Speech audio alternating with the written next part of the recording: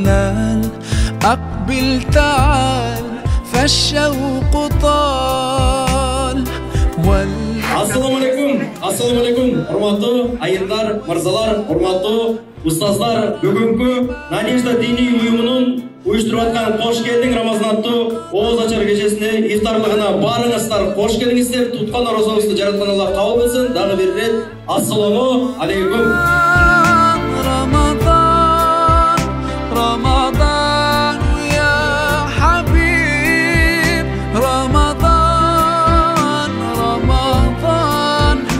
ليتك دوما قريب. سبحان ربك رب العزة عما يصفون وسلام على المرسلين والحمد لله رب العالمين.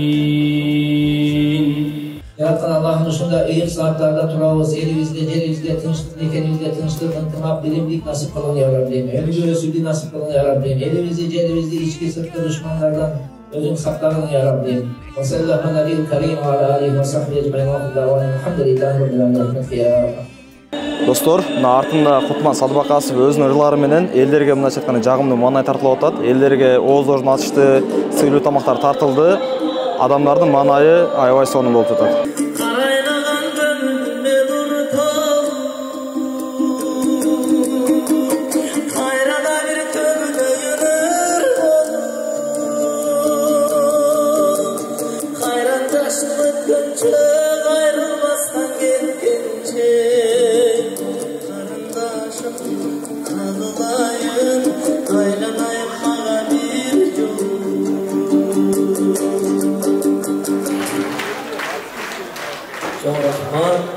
Жана эле сахнадан түштүңүз. Элдер кол чаба берип, мындайча айтканда биздин Москвадагы туугандар кыргыз маданиятыга мындайча айтканда суусап турганда бир белгиси болду окшойт. Кое бергиси келген жок, э?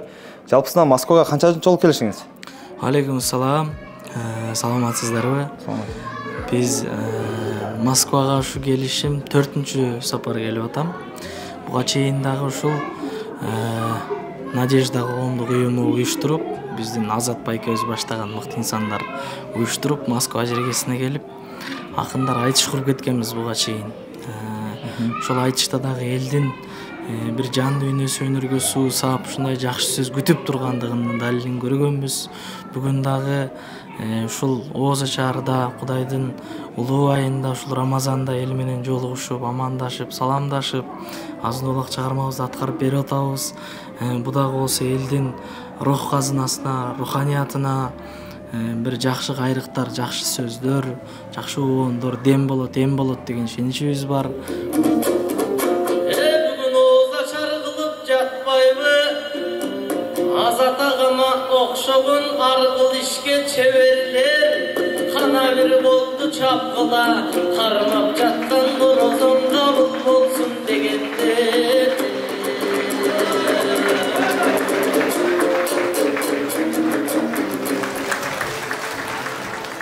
Амалдар качан тараза басат? Кудай үчүн кылынганда. Чоң, кенен, кооз көрүнгөн амалдар Кудай үчүн болбосо тараза баспай калуу коркунчу бар. Кыямат күнү амалдарды эсепке албайт экен, таразага тартат экен. Сөз түшүнүп атасыздарбы? Неге тартат экен? Таразага тартат экен. Таразада кайсы амал оор десе, эсеби көп амал эмес, ихлас менен кылынган амал оор дейт. Ал аз болушу да мүмкүн. Аллах Таалам ушул орозобузду ихлас менен кармаганды бардыгы насип кылсын иншалла. Ошол вактисабан деген сөз ошол. Анан дагы бир сөз. 30 күн бою эрте менен саарлыкта ооз бекитип атканда, Раббим, бул орозом мындан кийинки орозолорум сен үчүн деп ниет кылалы, өзүбүздү ихласка тарбиялайлы. Аллах Тааланын алдында сооп ажырын алабыз, көрөбүз иншалла. Алла разы болсун. Биринчиден, Рамазан айы куттуу берекелүү болсун. Бул иш-чараны уюштургандарга Кудайым дем күч берсин. Орозонун ичинде орозолуу бир туугандарыбызга, ороз айында кылып аткан ибадатына, дагы иманга, исламга жакындашына себеп болгон бул иш-чараларды көп баймай кылып турган дурус. Анткени бир туугандарыбыз ушул жерде иманы бар адамдар менен чогуу отуруу, иман жыттанган, дин жыттанган насааттарды угуу, иманына динне дем кошот. Ошол иштерге себепкер болгон ушу Надежда уюмуна дагы Кудайым ийгилик берсин, күч кубат берсин. Бирөөлөр келип пайгамбарга арызданат. Мынау киши урдайт да, анан турат да намаз окуйт дейт да. Бу жактан урулук кылып атат, бер жактан намаз окуйт десе, пайгамбар айтат: "Сатанхаху ма тaqul." Сен айткан нерсе муну жакын арада ошол күнөө иштен тосот дейт. Ошон үчүн урматтуу агайындар, кыямат күнүгө барган кезде биринчи намаздан суралыштан алдын бул дүйнөдө намазыбызды тургузуп алалы. Эң алгач ушул Надежда уюмунун жетекчилерине, ушул жумуш тобуна Аллах Таала ыраазы болсун. Кудай Таалам иштерине ийгилик, өмүрлөрүнө береке берсин.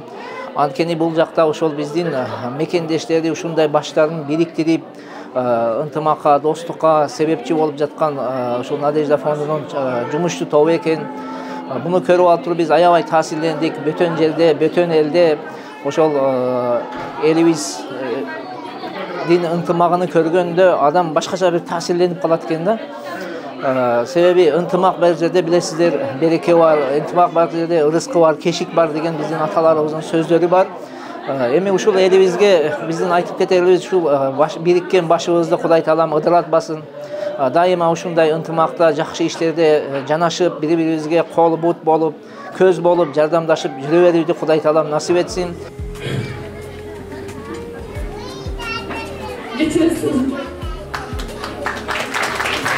Ол жауап қойыңыздар тұрғандар. Эже бар болуңуз. Разы болушун чалып жаштарды тарбиялагандарга, чыныгы жаштар келип биринчи жолу болду мен. Өзүмдүн ошондой эжелер менен, ушундай сиңдилер менен, ушул кенар менен отурганымачы. Надежда диний уюмунун жетекчиси Жолдубаев Азат Устоздон сөз болсун. Агай, бир-эки сөз айтып кетиңиз бүгүнкү иш-чара боюнча. Кандай өттү? Ассаламу алейкум. Иш-чара өтүп атат азыр. Аябай жакшы бирден келди. Бүгүн биздин экинчи күнүбүз. Бул ифтарлык бизге салт болуп калды десем жаңылышпайм. Анткени биз жыл сайын ошол бир канча күн Рамазан айында 500, 600, 700 адамга ушундай ифтарлыктарды уюштуруп турабыз. Кече болду, бүгүн болду, буюрса эртең дагы 1,5 кишилик ифтарыбыз бар. Кээ бир адамдар кадимкидей бул ифтарлыктарды күтүп жүргөн эмелер бар. Анткени бул салт болуп калган. И вот я сюда пришел, когда я всегда поражаюсь. Вот сегодня Надежда это, наверное, самая передовая община в Москве. Самая передовая. И в чем это выражается? Вот когда мы сюда пришли, я вижу порядок, да, вижу тартип, да, все занимаются своими делами. Есть система. Сегодня у мусульман есть такая проблема. Мусульмане всегда хотят все, чтобы было бессистемно. Да, когда приходят в мечеть, тапочки разбросаны, машину ставят где попало. То есть системы нет. Но почему так происходит на самом деле? Потому что у людей на самом деле нет имана. Потому что настоящего имана, я имею в виду настоящий иман уль-камиль, да? Нету настоящего имана. Если бы, когда у человека есть иман, у него все становится в порядке. Все, и его жизнь в порядке, и общественная жизнь в порядке. Все знают свое место, четко все выполняют. Я вот когда прихожу сюда, я вижу это вот наглядно.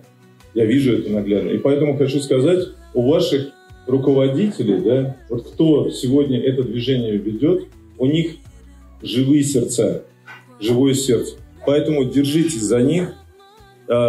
Эти сердца наполнены верой. Это видно по вашим делам. Спасибо большое. Бул кече мага аябай өзгөчө болду. Мага жакканы ошо чет элде жүрүп, мен азыр Кыргызстанда жүргөндө эле аябай жакшы уюштуруптур. Аябай ыраазы болдум. Мына сүйлөгөндөр дагы баарысы такыбачылык менен баары неме болуп турат. Ассаламу алейкум. Жалпы биздин Москва шаарындагы жалпы эле дүйнө жүзүнө көрүп аткан көрөрмандар, Аллах Таалам ушул 2025-жылкы Рамазан айыбызды куттуу кылсын, берекелүү кылсын. Рамазандын эң акыркы күнү энеден жагын төрөлгөн баладай күнөөрүбүз төрөлгөн абалда чыгыбызды Аллах Таалам баарыбызга насип кылсын. Амин. Тантем Рустос Рамазан боюнча куттуктоо.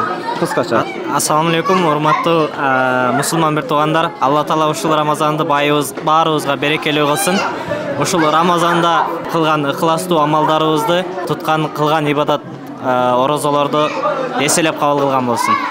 Биздин Надежданын балдарына Аллах разы болсун. Аябай жакшы обслуживать этишип, ысык чай берип, биякта коноктордун көңүлүн алып, аябай сыйлап, ушундай сый урматка аябай татыктуу конокторду сыйлашты. Келсе болот экен го, мисалы сиз келип атасызбы туура? Ооба. Бизде менден чоң эжелер да бар, окуп атат. Шүгүр, şu жаштарга тилерим, şu ыйман жолда жүрүсүн, şu Надеждага келип окугула. Мына биз дагы нөлдөн келип, мына Куранды азыр окуп калдык. Кудайыма шүгүр, алхамдулиллах. Şu жаштарды şu Надежда окуу борборуга чакырам. Келип окугула, жаман болбойсуңар. Надеждага биз постоянно келип турабыз. Биз конокко чыгып турушат. Кече сон өттү. Бардын оозачар кылып беришти. Айталбаган сөз үчүн оозуңду бекер ачпагын, мактап койгон адамга катыңды чачпагын, колдон келер иш болсо коркуп бекер жатпагын, мурунку жаман ишиңди кийинки жерде таштагын, жолдош болбо коркокко, иш кылдырба чоркокко, күлүп минсең күйлөнүп эки жагың каранба, көйрөң бир атка коносуңда, ий койчу байкап бир калган адамга